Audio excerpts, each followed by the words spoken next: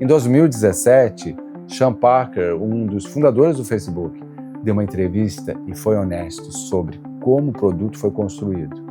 A pergunta que guiava as decisões do design era uma só: como consumimos o máximo possível do seu tempo e atenção? Ele descreveu o loop de curtidas, comentários e engajamentos como um circuito de dopamina construído deliberadamente. Parker sabia o que estava construindo enquanto construía. A pessoa que projetou esse produto provavelmente passa menos tempo no próprio celular do que você. Ele foi honesto sobre isso em público. Em 2017, o produto continua funcionando. Pensa numa coisa. Quando você vê um post de alguém que você conhece e curte esse post, você fica esperando alguma coisa. Você fica checando se a pessoa curtiu de volta. Você não decidiu checar. Você simplesmente está checando. Isso acontece até quando você sabe que a pessoa provavelmente nem vai ver o post por horas. Um único movimento foi capaz de mudar como você vive o presente. Você chegou até esse vídeo fazendo exatamente isso. Como você deixou isso ficar tão automático? Quem te ensinou a usar essa ferramenta? Você já sabe que existe um piloto automático. A gente já foi lá. E mesmo assim o celular está na sua mão antes do pensamento. A resposta que a maioria dá para isso é sobre disciplina, força de vontade, ser fraco. Essa resposta está errada. E não é acidente que você chegou a ela. Porque se a culpa é sua, você não olha para quem projetou a máquina.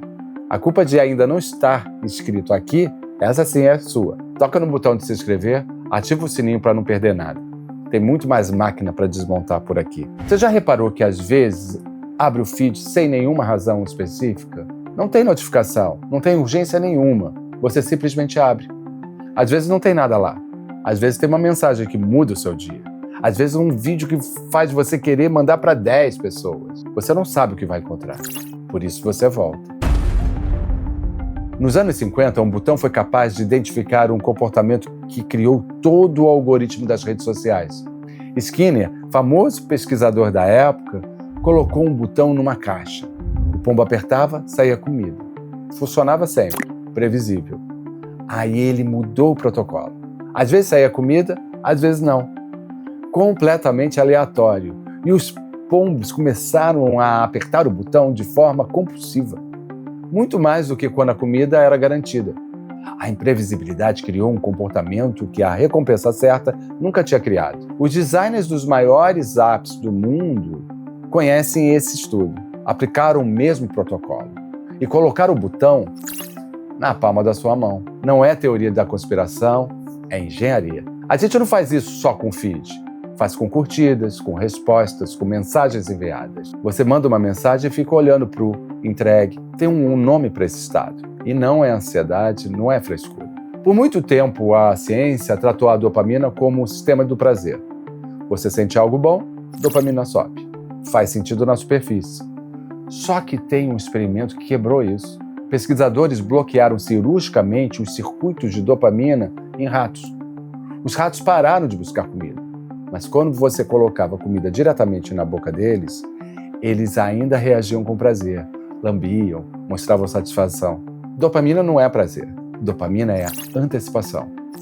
É o sistema que te faz querer antes de ter. Quando você checa o celular esperando uma resposta que pode ter chegado, esse sistema está ativo. Quando a resposta chegou e você leu, ele desliga. A satisfação é sempre menor do que a antecipação. Por isso que você volta para checar de novo. O aplicativo não precisa te dar prazer, só precisa te fazer querer. Tem coisa mais desesperadora do que o celular descarregar? Dá nervoso até de pensar. Pensa na última vez que isso aconteceu. Não a sensação depois, quando você carregou. A sensação durante. Uma agonia de baixa intensidade. Não urgente, só constante. Como se você estivesse devendo alguma coisa para alguém, ou faltando um pedaço do seu corpo.